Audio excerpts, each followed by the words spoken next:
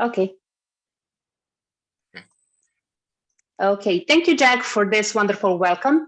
And now everybody is greeted properly. Maybe we already had the previous session together. Some of you maybe joined, some of you maybe haven't. Today we're going to talk about procrastination and negative thinking. I'm certain many of us, experience this kind of emotions and struggles on daily basis, especially when we are in the lockdown. It's more common to happen. What I want to share first is that maybe during the screen sharing, I will not be able to see your chat.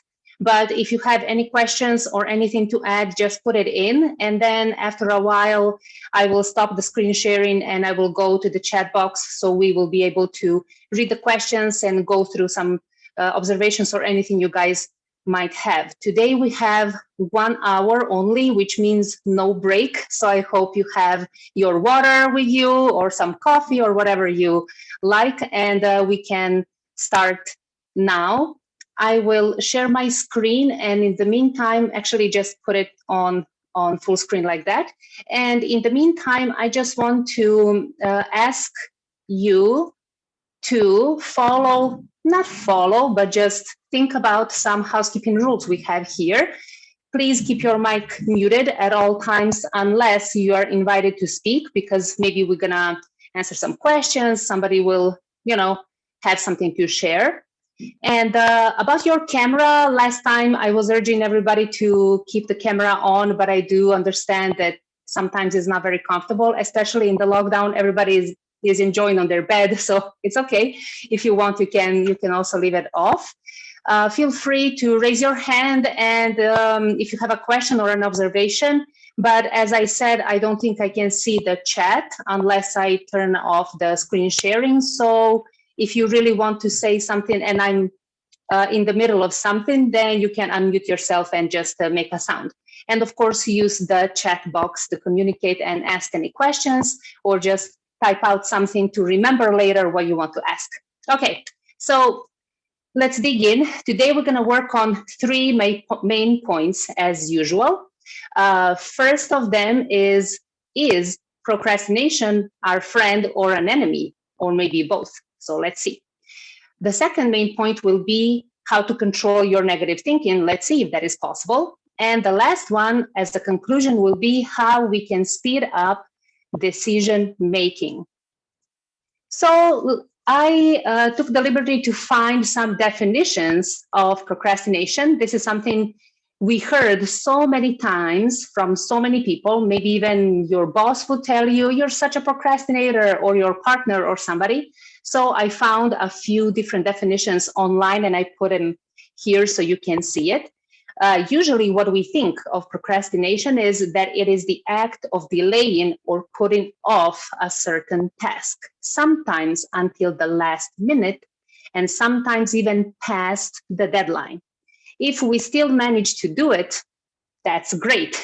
But if we go past the deadline, that can bring some unfortunate circumstances, or actually unfortunate reactions, especially if it's a work thing. Now, what I want to mention is that there are 2 kinds of procrastinators. There are passive procrastinators and active procrastinators. Passive would be the ones who are delaying the task because they have trouble making decisions and acting on them. I believe maybe everybody had a situation at least once when this happened to them. For me, it happens maybe even on a daily basis, especially when we are in a lockdown, because I prolonged my day of going back to gym for a long time. And then I finally went, and after a week, they closed it because of the lockdown. So I wasted so much time just delaying that task for no reason. And now I don't even have a chance to go back to it until the lockdown is over. Active procrastinators are delaying the task purposefully because working under pressure allows them to feel challenged and motivated. I don't know if sometimes you had this idea. I think many people can relate to this because it's very common. And even in the job interviews, sometimes the interviewer will ask you, how do you work under pressure? So you are supposed to be skilled to work under pressure. And then, this is like a endless loop that gets connected, and then you actually are expected to have this skill, which actually makes you into an active procrastinator. There are many causes of procrastinating, and maybe one of the biggest factor is we are waiting to be inspired or motivated to do something. So I wanted to go back to the gym, and I was waiting for a moment of I don't know, divine intervention to go there, but actually nothing was stopping me. This is the most common reason. We think we should have inspiration or motivation. Even if it's our work thing, we will say, I need to get on this project. How can I motivate myself? So sometimes I found myself, I would even go online and Google, how can I motivate myself to do something, right? I think many of you might experience something similar. Some other causes can also be lacking the initiative to get started. So I know I need to do it, but I'm just waiting for something to show up and push me. Then one of the causes can also be delaying one task in favor of another. Maybe you have two different projects and you like one more than the other. Maybe even so, if they are somehow connected, then this is a perfect scenario to procrastinate. You will let yourself do small tasks for this project and small tasks for this project. If they also intertwine, that's even better. So you will even justify your own behavior because you're still busy, you're still working, but actually you're just throwing some crumbs over here and there, not identifying what needs to be done. So like I mentioned, maybe there are two projects and we are somewhere in the middle. If we are able to identify which one is the highest priority, then we can go to that one and solve whatever issues we have.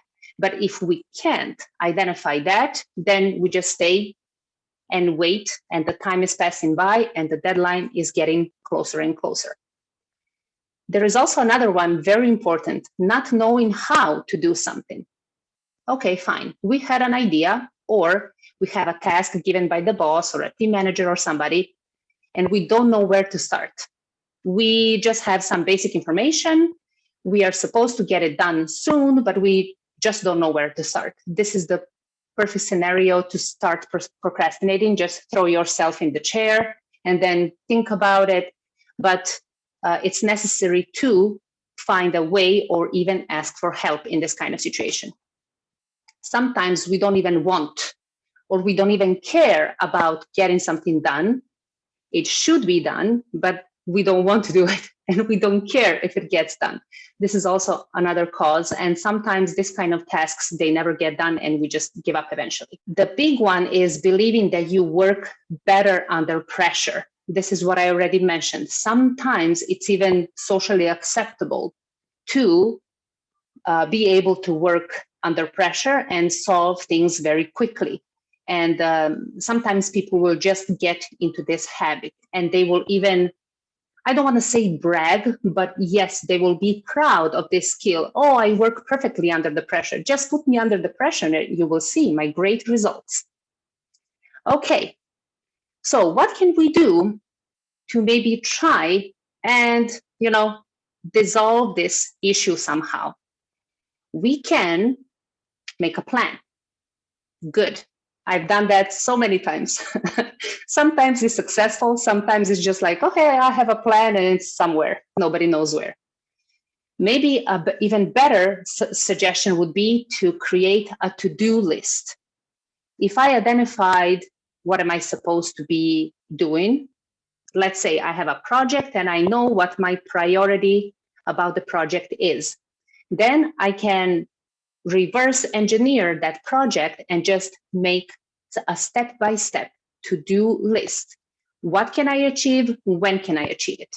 I don't need to do 10 steps each day. I don't need to do 100 steps each day. I can do a certain amount of steps, as many as I can, as many as I feel I can on a daily basis until I'm somewhere closer to my goal.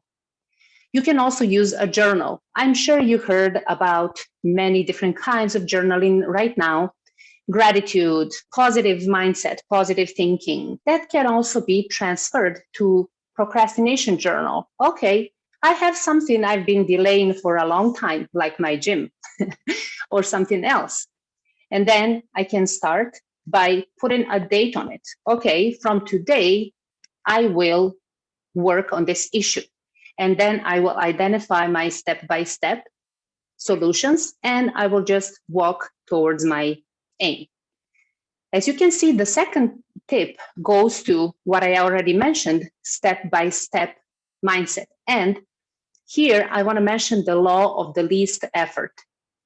Actually, our brain is naturally designed to work by the law of the least effort. Maybe some of you already heard about this, but I'm still gonna explain a little.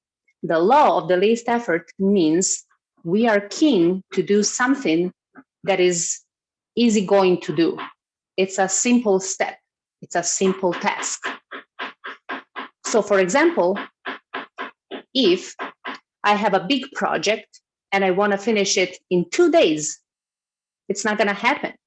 But if I split up that big project into a lot of small steps, I can do it day by day, and then in a certain amount of time, I will achieve it. This can also be given as an example of, for example, you want to become a great cook.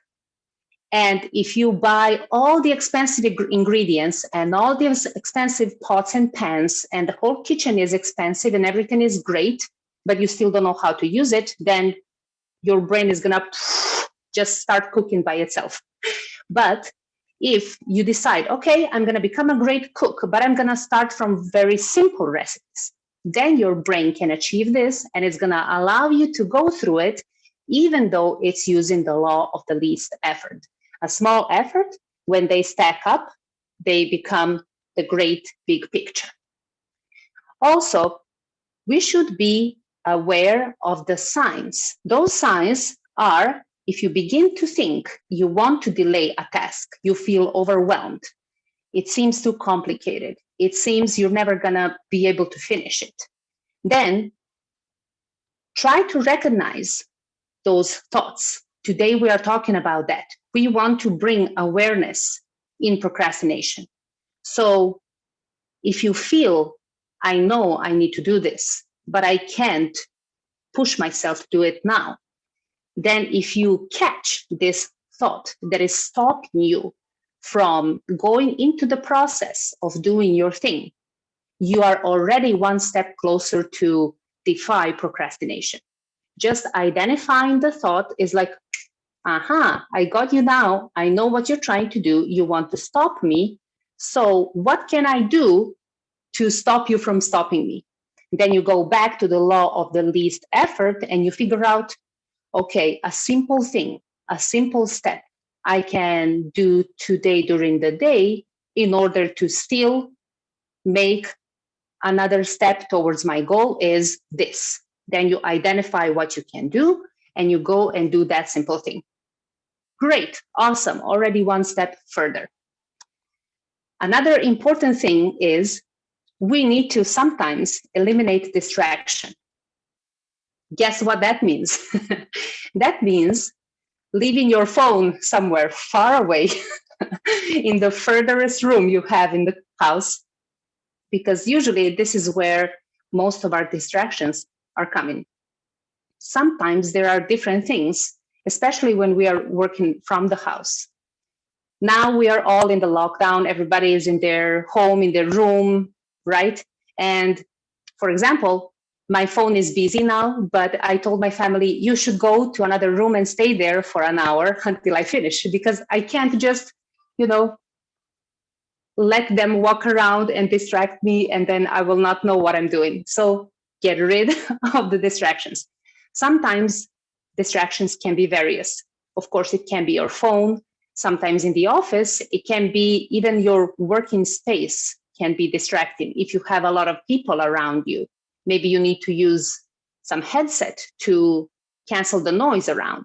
So there are different distractions, and if you recognize them, if you recognize what they are for each and every one of you, then you can find a solution for that. The last tip, which is not very common, and I really want to encourage myself to do that also, is to celebrate your achievements. Somehow the life became very fast, and we are always in a rush. And we are used to doing stuff for us, for the family, for the company we work for the boss, for so many people. We don't have the time to stop and say, you're doing a great job. Right now, you're in a lockdown and you still find a reason to wear something, maybe put on some makeup or whatever you want to do and still show up somewhere. You're not just laying around and waiting for the judgment day, right? So whatever achievement you get, we should be able to recognize it. Sometimes achievement is only to wake up and feel okay, especially in these circumstances. So I want to encourage everybody, celebrate your achievements with yourself first, because if you can celebrate with yourself, then you can also share your achievements with others. But if you don't feel comfortable celebrating with yourself, you will also hide away from others. So celebrate your achievements.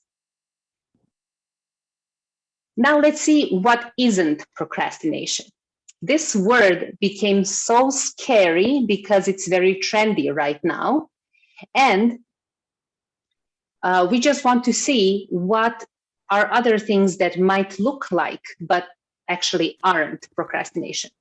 Laziness is not procrastination. Why? Because people who identify as lazy, they usually don't even have the urge to do something. They don't have the urge to devote to a whole project. But procrastinators, they do, and they know they should do it, but they still delay the process. So this is why there is a difference. Relaxing time, relaxation is not procrastination.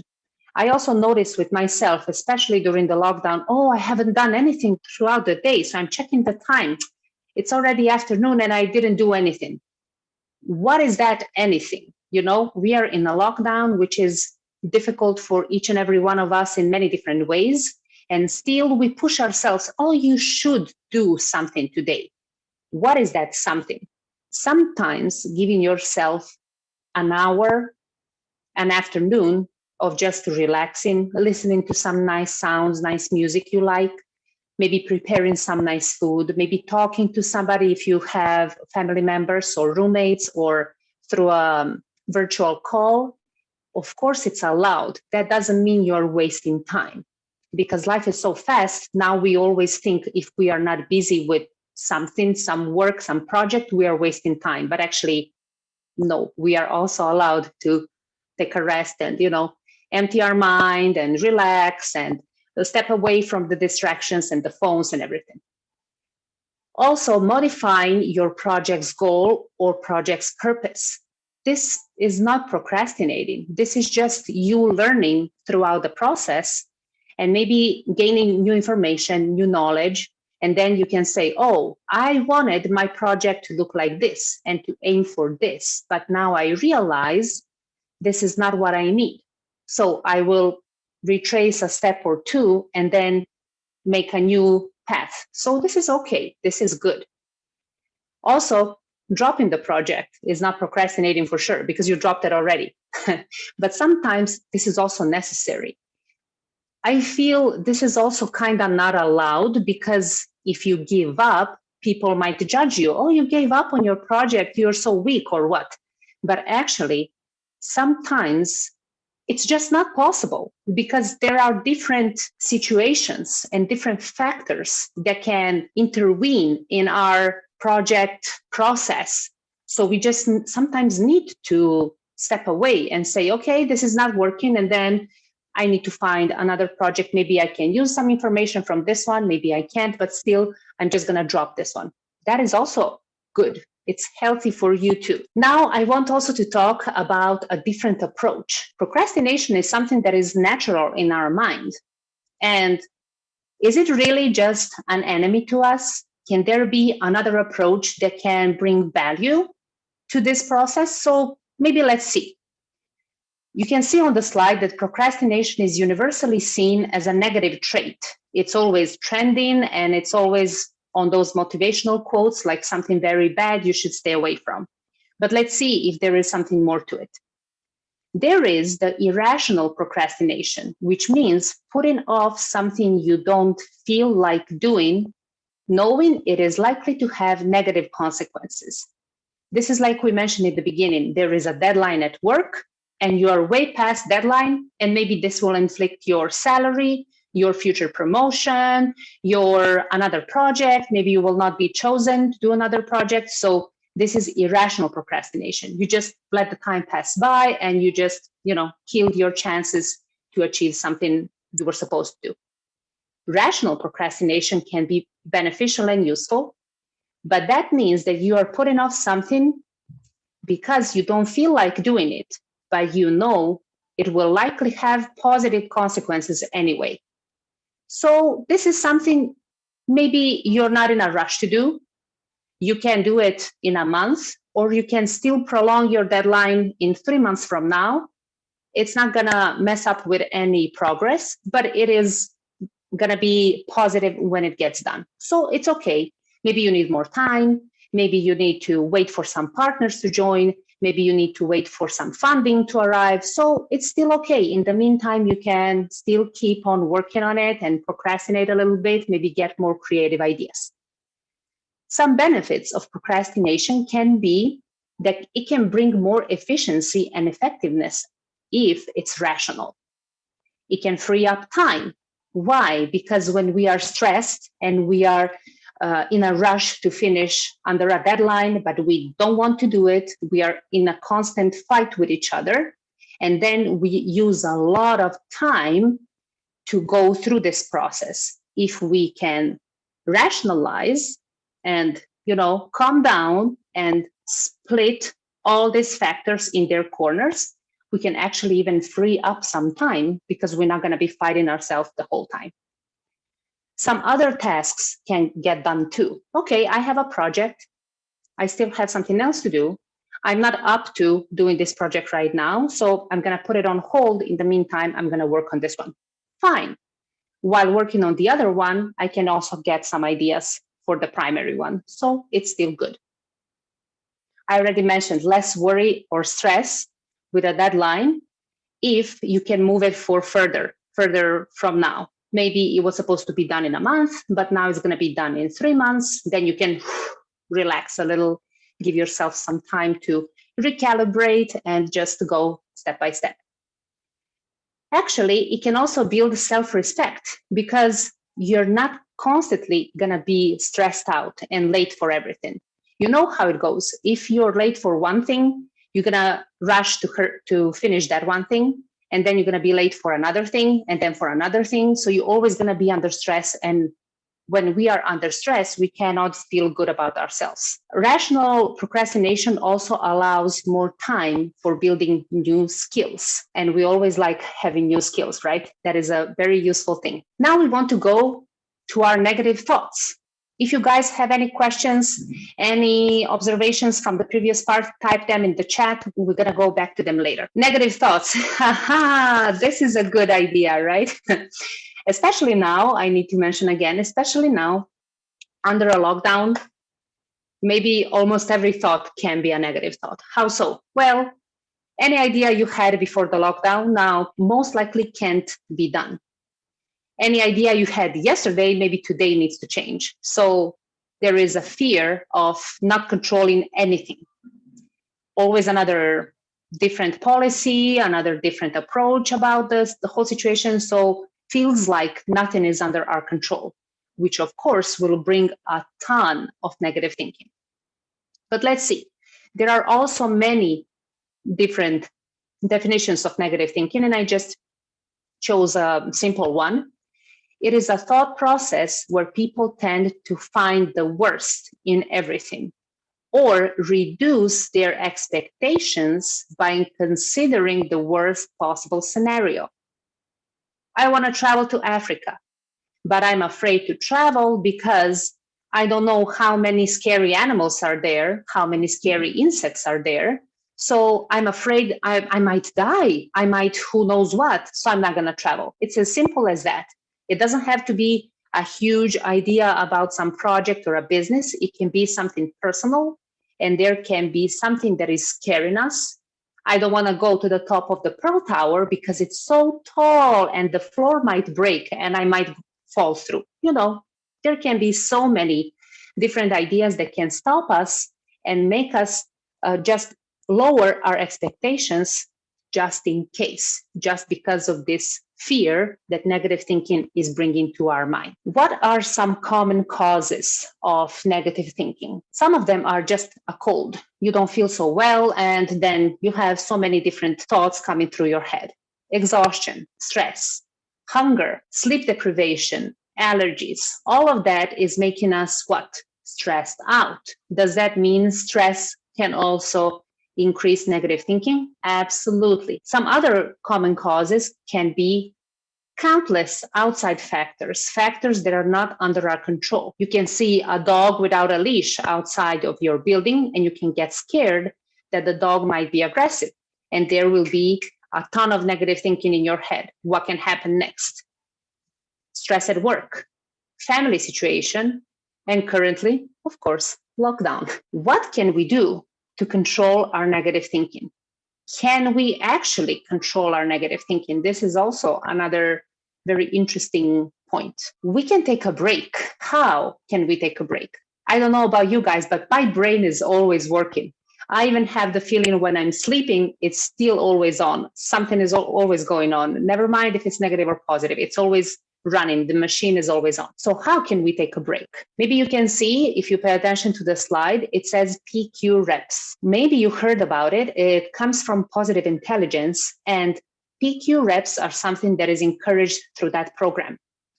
Maybe one of the simplest PQ reps that I will show you now is very simple, but I want to mention that PQ reps, they actually connect to your 5 senses. So usually they want to encourage you to either listen or look, focus at something, or touch something.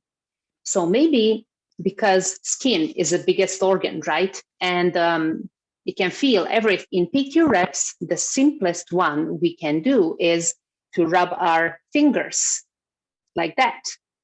We want to focus on that and feel every crease on our fingertips. So sometimes if you feel overwhelmed and those negative thoughts are rumbling in your head, what you can do is just close your eyes, feel your breath, feel your heartbeat, and just try and rub your fingers together. Just for 10 seconds, 15 seconds. It's more than enough. After that break, you should feel already a little bit reconnected with the present moment, and you can continue whatever you were doing. Of course, Positive Intelligence is a huge program, and it has so many different sections and so many different tools you can learn to manage not only the stress, but the saboteurs and everything. But I just wanted to give you this simple one, or maybe this one, that will let you feel yourself present in the moment and will stop your, voices in your head making you nervous. What else can we do? We can be aware of our thoughts. This is something we already mentioned in procrastinating part. If you catch a thought that is making you restless and making you nervous, like it happens for sure throughout the lockdown, you will read some news and the news is very unsettling. You will find yourself thinking about that news over and over and over again. But if you catch it and you say, okay, I'm aware of this, this is stressing me out, I will choose not to read any more news today. And then continue with everything else you have planned for the day. Categorize your thoughts. How can we do that? Later, you will also see I prepared something else. We can try and create a distance between the thinker, this is yourself, and the thought. Because our mind is not something we can control at will so easily. And sometimes, when they say, I put a worm in your mind, I gave you some information and now you started thinking about it and it became multiplying. This is the chance to think about that and distance yourself. You are the thinker, the person with the mind inside yourself, right? And the thoughts are coming at their own will. If you can create this distance and say, okay, I am here and I exist by myself, even without this thought, I am still the same person I was before the thought arrived, then maybe you can try and look at it like, I want to explain, like if you are retelling somebody else's story, like it's not your thought anymore, like you want to describe something that happened and somebody was thinking about it, but it doesn't necessarily have to be you. There is a distance and awareness between yourself and your thought. The last tip I have here is take a step forward. What does it mean? When you did all this, so you had a negative thought and you stopped yourself by using PQ reps or anything else, maybe you already have some skills how to be aware of this. Then you became aware of your thoughts and then you created the distance and now you can take a step forward. So you can choose. Either you can get overwhelmed by the thought, which also happens sometimes. Sometimes we are too afraid of something. And even if we are aware, we just can't, at that moment, we just can't control it. And we are too afraid. It's normal. We are just humans, right? It's normal to happen. So if you can make a choice, then you can either let the thoughts, rumble around, or you can do a PQ rep or do something else and put yourself back in the present and then say, okay, this is freaking me out. I'm not going to engage with it for a few more hours and just try and push it away. Even if you don't succeed every time, it's still good to practice. And then eventually with time, you will become better and better at it. And let's hope at a certain point, you will become a master of it. So it's going to be awesome. Now, I want to share something with you. I hope it's going to be okay through the screen sharing.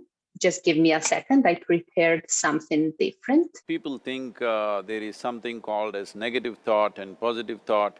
They want to remove the negative thoughts and have only positive thoughts. For such people, I would ask them to just experiment for 10-15 seconds.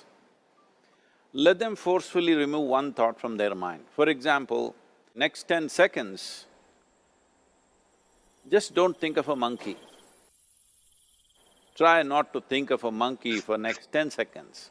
You will see you will be full of monkeys. So what I'm saying is, this is the nature of your mind, because in this mind, all the three pedals are throttle. There is no brake, there is no clutch. Whatever you touch, it will only go faster. If you spend 2 minutes with your eyes closed, you will realize you cannot do anything forcefully with this mind. If you close your eyes, even if you cannot see anything, you're still there. It is through the window of your eyes that you're looking out, but if you close your eyes, it doesn't mean that you don't exist, you still exist. So beyond your thought, you still exist, beyond your emotion, you still exist. It is important that you focus on this fundamental sense of aliveness within you, and then you will see there is a natural distance between you and your thought process. Once you create a little space between you and your mind, between you and your body, this is the end of suffering. So when negative thoughts come, you say Ram Ram, Shiva Shiva, whatever you want, but this is just avoiding, it's not gone. Just sit back, concern yourself with something which is a life process, maybe your heartbeat, maybe your breath, maybe just the sensation of being alive. Just pay attention to that for some time. Slowly you will see there is a distinction between what is you and what you have gathered. Let me go back to the PPT. So now you can actually notice what I did before is I was preparing you for this video because I discovered this video through a friend and I was so happy to hear this because of course everybody always feels different emotions when they're overwhelmed and they blame themselves. Oh, I wish I'm not having these thoughts. How can I stop them? I want to stop them. But then I watched this video and I was like, When he said, don't think of a monkey, I was like, monkey, monkey, monkey, monkey, monkey. So actually, I believe this is also another chance to just broaden our knowledge and discover something interesting to bring us deeper to research about this topic, because we collect so much information online, and if we know negative thinking is something we are not supposed to do and procrastination is something we are not supposed to do, we are going to feel guilty and we're going to feel not so proud of ourselves because we can't stop this natural processes, right? Of course, what we can do is try to learn some skills and tools how to coexist with them and embrace them while still being aware of them, right? This is our last part, and we are on time. This is good. Today, we also want to talk about how we can speed up decision making. For some people, this is not an issue. For some people, it's the greatest issue ever. I'm one of those people where this is not a big issue, but this is because I learned throughout the years how to do that. This is why I think I can help with some ideas and some just bullet points how maybe some of you can achieve this awareness too.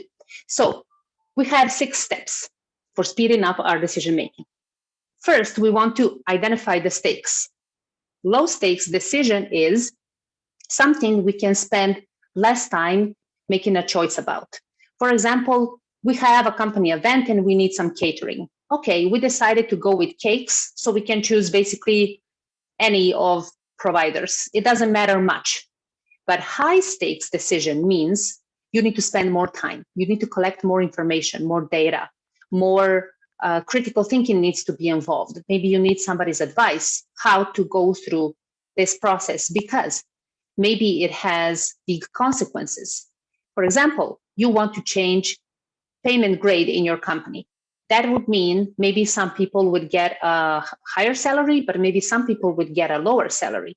So you need to take time and assess different factors in order to, achieve a good decision, but don't take forever. Second tip would be set your target. Keeping the main goal in mind throughout decision-making process is very crucial. For example, new marketing idea should be focused on showcasing new quality products.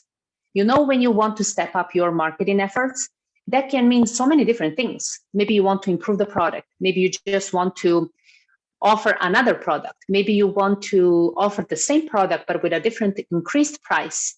Maybe you want to make a bundle and sell a bundle of products on a special price. There are so many things you can do in marketing, but you need to keep in mind what is your main goal. If your main goal is to become more known in the whatever industry you're working in, or your main goal is to attract more sales. These are 2 different things. So you need to know what is your target. Third thing is attention to details. Achieving any goal is not straightforward. It's not just I showed up and the goal is there. It takes effort, and details are also very important. So let's go back to the same example, like we want to improve something in our marketing area about our company, but that also means maybe we want to print some billboards. Maybe we want to print new business cards. Maybe we want to do so many different things. That means we will need a printing supplier with a good quality, cost effective. We will need to probably have a designer, a graphic designer, to design our whole visual identity. Again, cost effective. Then we will need to find advertising partner, maybe different types, because we need some of them for online access and some of them for offline access. Maybe we want to pay some students to spread out flyers. Who knows? There are many details in order to achieve the main goal you want to achieve. Number 4 is data collection. Let's see, what is data and what is information? Data is raw data you collect from anywhere. And information is when you actually take this data and pull it through different kinds of processes, and then you get information. When you collect some numbers from online, you want to find out about some trends in your industry, you can collect some numbers. But then those numbers are your data, and you will make them work for you by converting them into information that you need. For example, you're going to calculate them into certain percentages. You will compare that data to your company's data, and then you will make an analysis. You will know where to go from there. So collect data. That can help you understand your situation clearly, and it can also help you bring your project more further. For example, what are new marketing trends and how they differ from the ones the company is already using? You know, there are companies that exist for at least 20 years. 20 years ago is 2002, right? Now it's 2022. Can you imagine the companies that exist for 40 years? What have they been through, and how fast is everything changing? You can't always stay in the same corner. Recently, I read a very good observation about Kodak. Do you remember Kodak, the very famous and well-known company that was established a long time ago, and the main goal was on photographs, right? They also had the cameras, and you could also print the photos with them and everything. So after the photos became digital, they decided still to keep their own style and somewhat become retro, and somewhat they were hoping for keeping their loyal customers. But of course, with time passing by, those generations moved on, and new generations that were coming, they decided, of course, it's much easier to use your phone. So such a huge, well-known company just lost the battle with time and with technology. So this is very important. If we want to succeed and stay relevant, sometimes we need to remind ourselves we need to stay in the trendy world, right? We need to check what everybody else is doing and try to stay around the same level as our competition or our different partners or other companies with similar industry. Tip number 5 is the one that I don't like, but I have to mention it because it's a fact. Emotional detachment. Many decisions, if not all, should be detached from emotions. If you have a company, or you are a team leader, or you are a supervisor, or a middle or top management person in your company or somebody else's company, you should be focused on what the company is about, making profits, making sales, offering services, whatever is it. But emotional detachment from a supervisor or from a boss or from anybody will, of course, have the impact on your employees directly. For example, now we are in a lockdown, and I'm sure you heard many stories about people just not getting paid or getting paid the minimum wage in Shanghai. They still work from home. They still need to finish the workload, maybe not as fully as before, but still they need to work while they are receiving such a small amount of compensation. These kind of decisions are normal in the business world because the main focus is on what company can achieve and what are the main goals for the company. But I'd like to argue that actually the company's biggest value is the people, the employees. They are the biggest capital. Because if tomorrow morning you're a great boss of the big company and you wake up and all of your employees quit because you cut their salary, then what? What is going to happen to the company? How will you find the new employees so fast in order not to lose anything? It's not possible. I wish this is not relevant anymore. And I wish there will be place and a time in the world where this is not going to be relevant anymore, where employees' circumstances will also be taken into consideration when something very important in the company level is being decided upon. The last tip would be make a commitment. After reaching your decision, no matter what is it, stick to it. Do not fall into self-doubting pit. After a while, if it's necessary, reassess the decision and maybe, have another solution or reach another decision. But whatever you decided on, stick to it. Recently, I had my friend going back from Shanghai to Germany after 16 years of living here. It was a very difficult decision for him. And when he went back, and still he's there already for 2 or 3 weeks. People have sent different messages to him. Some people, some friends were encouraging him to still stay, and some people will, embracing his decision and telling him whatever he decides is okay. This is a perfect example. Of course, after 16 years, it's not an easy decision to make, to pack up your stuff and go. But he stick to it. And when the time comes, he can reassess. And if the circumstances are better than they were when he decided to leave, he can come back. But the main point is, whatever he decided, he stick to it. No matter what everybody else was saying and sending the messages, he stick to his decision. So this is a very good skill to have. There are some other tips we can also use to speed up the decision making. We can delegate. If we have a team, we can delegate the decision making process, and that's enough. There is only one flaw in this system. Some people, some personalities, they don't want others to make decisions for them. And when those decisions are made, then the main person in charge, if they don't know every step of the way, they will not feel satisfied. Then this is doubling the job.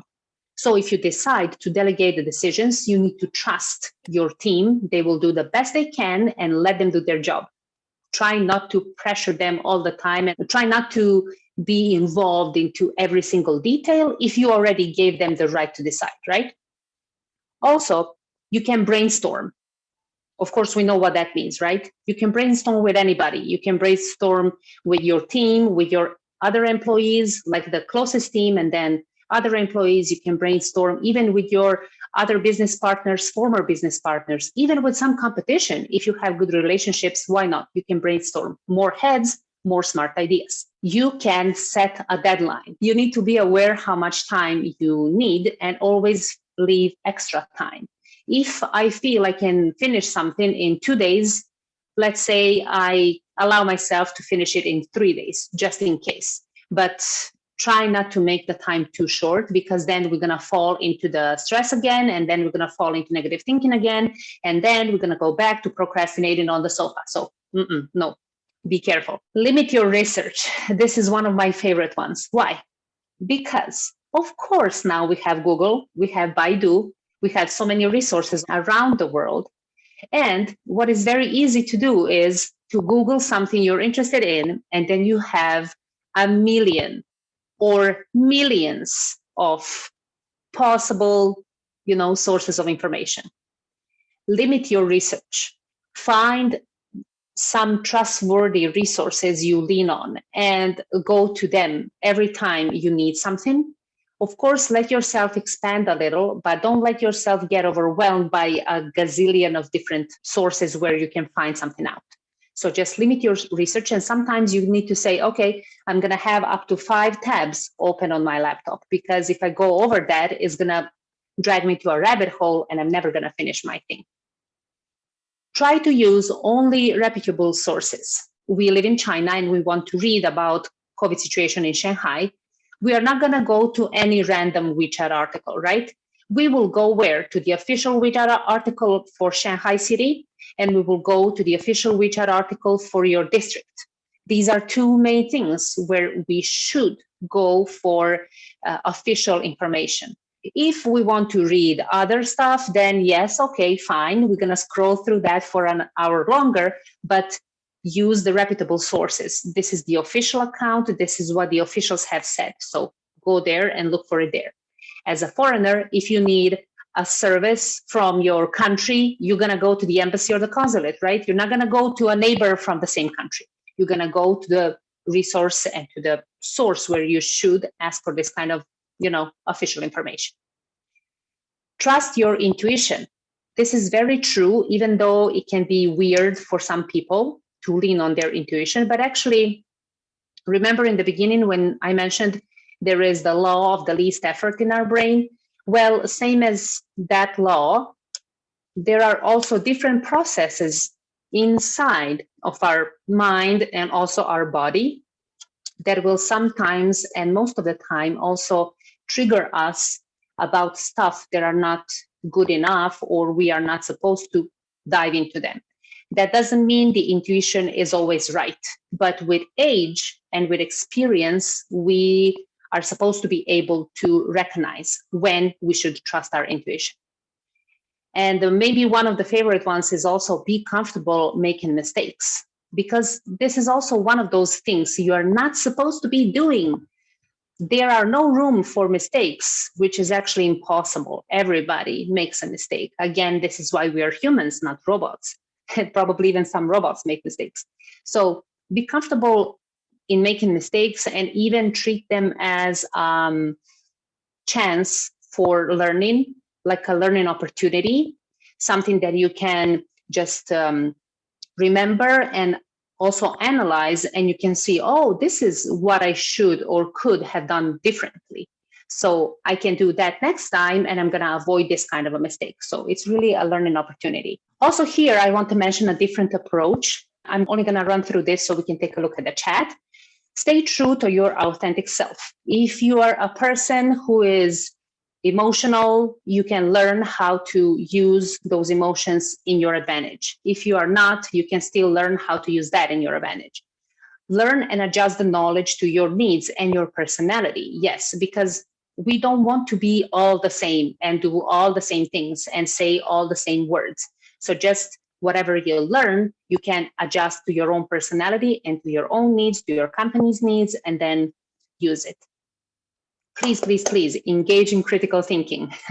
Try not to go to that rabbit hole where it's easier again on our brain just to repeat whatever we learned somewhere. And we just repeat it. We don't even understand it. We don't even think about it. We just repeat. No, engage in critical thinking. Assess it. Do you like it? You don't like it. Why you didn't like it? Is there something that could be different? Can you make it different? If you can make it different, maybe you can teach somebody else how to do it. Just engage in critical thinking. Be open to criticism. Sometimes whatever we do, not everybody's going to like us. Not everybody's going to like what we did with the company, how we made this decision or something else. But be open to receive people's criticism. Also be open to stay true to yourself. And if that criticism is something you can work with, great. If it's something you can't work with, acknowledge it and continue doing your thing. Ask for feedback. This is also a very useful one because it also leads to more learning opportunities. I believe now it's already 2022, right? And as I said, we have Google, we have Baidu. Every information you can already find. So we actually need human interaction because we can pick each other's brains. With whatever we learned and whatever we are interested in, we can still communicate and find more ideas, more creativity, more interesting topics to develop them. This is where also feedback is important. As I said, not everybody's going to like what you're doing, what you want to say, but that is okay. Not everybody has to. So still feel comfortable to ask for feedback. Okay, I will open the chat now and I will leave this contact information here in case you want to use that. I will stop sharing and go to the chat to see what you guys have said. If I stop sharing, then you don't see the information. Okay, you can open your mic and ask the questions now, say anything now, and then soon Jack will send us away, I think. If you want to, open your mic and say whatever you have to say. Any questions, any observations, any experiences? Maybe somebody already did have these experiences or tried some of these tools that we talked about. Katrina. Yes. Yes, I just want to say this was perfect timing because earlier today, I decided to journal about procrastination. Didn't even know you were even having this workshop at all. And after I finished doing that earlier today and writing all the different things that I talked about for myself about why I procrastinate, I wound up coming across this workshop. So for myself earlier today, I was journaling in my book, just talking about and getting connected why I procrastinate and how, and what came up for me was, what came up for me was procrastination is the mask for fear, pain, and not feeling worthy. So that's what came up for me. Yeah. And not feeling worthy.